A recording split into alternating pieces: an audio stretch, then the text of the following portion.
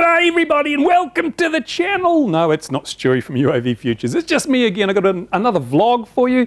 Some interesting things on the vlog today. Sorry about the lighting. It is actually blowing a gale and howling down outside. But it's not Friday. It's not Fixed Wing Friday yet. So hopefully I'll get the Fixed Wing Friday done this week if the weather clears a bit. That's my RC model reviews, viewers. The rest of you, well, got some news and things to talk about today about the drone situation. I'll move over here so I can put up the titles there so you can see what I'm talking about. Right, first of all, that guy in Sweden, first of all, I think he built an octocopter with gasoline engines, twin-cylinder gasoline engines, really crazy guy. Well, now he's gone to electric and he has flown his electric multi-rotor.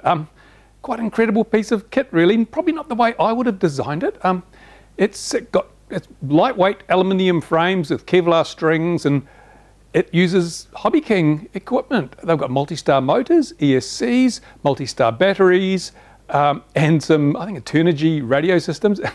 Honestly, if you haven't watched this project, you've got to go and watch it, especially where he cuts up 5 transmitters, actually literally cuts them with a saw to get redundancy and 5 flight controllers. It's really well done. I take my hat off to him. Hang on. Let me do that again. I take my hat off to him because he's done such a stunning job with everyday off-the-shelf items. Brilliant, you know, fantastic. So go and have a look at those. I'll put a link in the description of this video to all the stuff I talk about today. But that is just absolutely brilliant. Oh man, that's fantastic. It's amazing, as Stewie would say. Right. Next of all, speaking of manned multi-rotors, not drones, or the media call them drones, but they're not. They're manned multi-rotors. In Dubai, they're going to do they're starting trials of a manned multi-rotor taxi system. Later this year, there'll be people flying around the skies of Dubai in autonomous taxis with multi-rotors. Really, I mean, would you go on one of those? If you would, or if you wouldn't, say so in the comments and tell us why. I'm not so sure that I'd want to be going around in a autonomous multi-rotor at this point in the evolution of the technology. Not quite proven enough for a person like me who is a little bit risk averse. Right, next thing, North Korea. I see one of their drones got shot down. Did you see the pictures of that? This is what it looks like if I can find a picture. One of their drones got shot down. And that drone, looking at it, it's got a cheap Chinese petrol motor on it, or gasoline motor. It's a fairly basic airframe. I'm almost willing to bet my hat again, almost willing to bet my hat that it has a Pixhawk in it. They shot it down, they had a look at the flight plan, had 1,500 photos or something of the missile defense system that South Korea's installed. So it's interesting times. I mean, you could bankrupt the nation by simply sending out these $2,500 drones and relying on them to spend $250,000 to shoot each one down. Build enough cheap drones, you bankrupt your enemy. Brilliant idea, fantastic. Anyway, now, regulations, of course. Always a part of the vlog are regulations. Everyone loves regulations, don't we? In New Zealand, our Civil Aviation Authority is doing a survey. They're consulting with the people to find out if they've done a good job and what changes should be made. Now, there's a survey, there's a link in the description to this, and it doesn't matter where you are, anywhere in the world, go and fill out that survey now. Fill it out now because it's open to anybody. It says on the survey form, open to anybody. So I want you as a stakeholder to go and have your say. Now, you might think, well, I'm in Sweden, I don't need to fill out a form for the CAA in New Zealand. Well, the thing is, you might come here on holiday one day. And the drone regulations we have will directly affect you, so you need to fill out the form. You need to make sure that you have your say. And you can fill the form out. Most of it's a pretty biased form. I've got to say, the survey is incredibly biased. It's not open to giving your point of view. It's just open to responding to a few prompts which are really, they're not going to make much change. But towards the end of the survey, there is an area where you can put your thoughts and any suggestions you might have. Here's what I would like you to do. First of all, only 3 things need changing, and I'm going to list them in the description of this video. I'm not going to go through them here because it would make the vlog too long, but go and look in the description. I'll tell you what should be changed about New Zealand's drone rules. Only 3 things, small things, but they make a huge, huge difference. Now, but the one thing I would like you to do is say, I would like to see Mr. Bruce Simpson on the panel of experts who you consult with in respect to creating or reviewing regulations relating to unmanned aerial systems. There you go, that's what you've got to say. I would like to be one of the people who sits at the table when they come up with these new ideas or when they review the regulations, because I'm the only person out here keeping them honest. Remember the last vlog? Remember that helicopter that was apparently hit by a Phantom 3 drone and stoved in the tail duct? Yeah, I'm the only person who hauled them up on that. And if you look in the comments of that video, there are a number of material scientists and things, people who are much more knowledgeable than me, agreeing with me that that could not possibly have, that damage could not have possibly been caused by that lightweight plastic drone. So, yeah, and I'm also the guy who pointed out to you that CAA lied about the incident figures relating to drones. They grossly overstated the number of incidents that have been reported. And, you know, they have to be kept honest. So you tell CAA in this survey form that you want me, Bruce Simpson, to sit on the board or on the panel of experts that they consult when they review their regulations. And I will make sure that they're kept honest and that the regulations are reasonable and fair and they reach a balance of rights and responsibilities, because those are the two things you've got to balance. You can't just have, you know, no, no, no, ban, ban, ban. You've got to let people do stuff, right? So, and have a look at the 3 things that I think should be changed in the description of this video.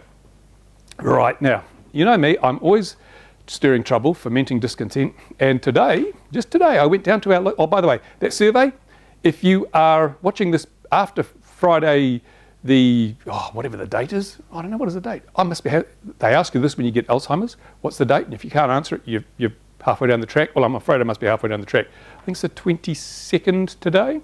So tomorrow is Friday. If it's the, anyway, if it is after the 23rd of June New Zealand time, then don't bother, because the survey finishes tomorrow. So you've got to go now. You've got to go now. Within 24 hours, you've got to go and fill out that survey form.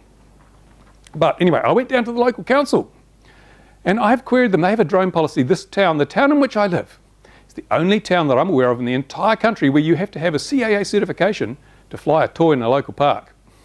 Honestly, that's what our council has decided is essential. And so I went and I challenged them on the quality and of the sensibility of their drone policy. I asked them questions and I wanted the councillors to respond to my questions. And this is going to be a separate video.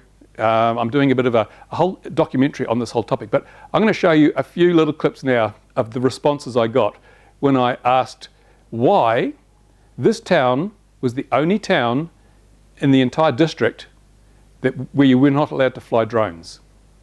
And this is the responses I got from some of our councillors. So, councillors, let's start perhaps with Councillor Machin. Would you care to answer that? No, I won't answer that, Mr. Simpson, and would you please refrain from sending me threatening emails, please? I have not sent you any threatening emails, thank you, Mr. Councillor Machin. Councillor Gash, would you like to answer that, speak to that issue? I think it's a very complex issue, Bruce, and it's been discussed at length previously within this council, and I'm sure it will come up again following your continued perseverance with the issue. I do have some sympathies with your point about residents and children not being able to fly without wings in the parks. I do have some sympathy with you regarding that. I'm comfortable with the locations that are allowed for flight at this stage, but I'm happy at some stage in the future to revisit the issue around the wings certification for flying. So you're happy that this council is the only council in the entire country that requires that?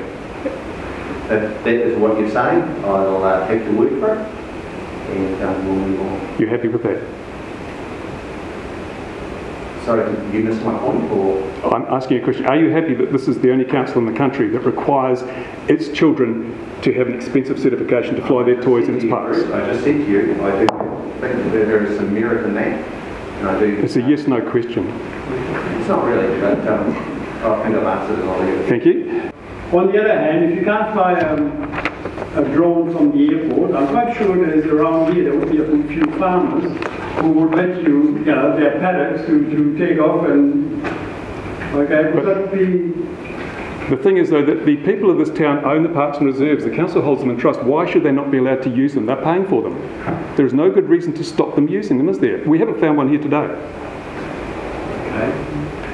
Okay. Thank you. We will, did you have something? I was just going to say, Mr. Simpson asked how we based the decision. It was based on that 4 kilometre thing. That we've been misinformed so then. It was 4 kilometre radius around, which I've seen in writing from CAA, which you can't fly them in the 4 kilometre radius. They've got a city build all the hospital one, and in 4 of our parks are within 4 KAA. You've been misinformed. You were the only person I've heard of that has a problem with with this bylaw, and you keep talking about other people, but 60 people wanted to learn to fly drones in this town, and they can't even teach themselves. I think that's a reasonable number. And then after those responses, the asset manager, the man who knows all about aviation and is responsible for coming up with the ideas for these policies, he started interjecting and suggested that, well, it's illegal, you can't do it, you can't do it. After I'd already told everyone that, no, it's quite legal, it's quite possible, that a town just 45 minutes away does this. They've got three airports, and they're a controlled airspace, but they still let their people fly in the parks without any kind of certification or qualification. So he is still completely misinformed. He does not know what the regulations are, but he's telling people what they are. But he's wrong, and he won't take no for an answer. Anyway, more of that to come. It was an exciting time at council. I mean, it was a faceplant moment. These people are so ill-informed, so ignorant, and so unwilling to do the jobs for which they've been elected, which is look out for the rights of the little people, the kids, the residents, the ratepayers of this district. They don't care. Something's going on there. I'm getting to the bottom of it. Stay tuned. This is going to be a really good... It's a documentary style thing. Call me the Michael Moore of New Zealand, but I'm going at these people. I'm going to disclose exactly what's going on behind the scenes and how I honestly believe it's a very nasty situation. But that's it for another vlog. I hope I've excited you enough and bored you and whatever. But I wanted to keep it short. Hopefully it's short. There you go. So thank you. Questions, comments in the usual place. Go to this survey. Fill it out now, unless you're watching this after Friday. Okay, and it's Friday in New Zealand time, so that's Thursday everywhere else in the world, I think, because we're a day ahead of the rest of the world. It's quite convenient, really. That's it. I'll have the rest of my coffee and I'll go and do some more work. Thanks for watching. See you later.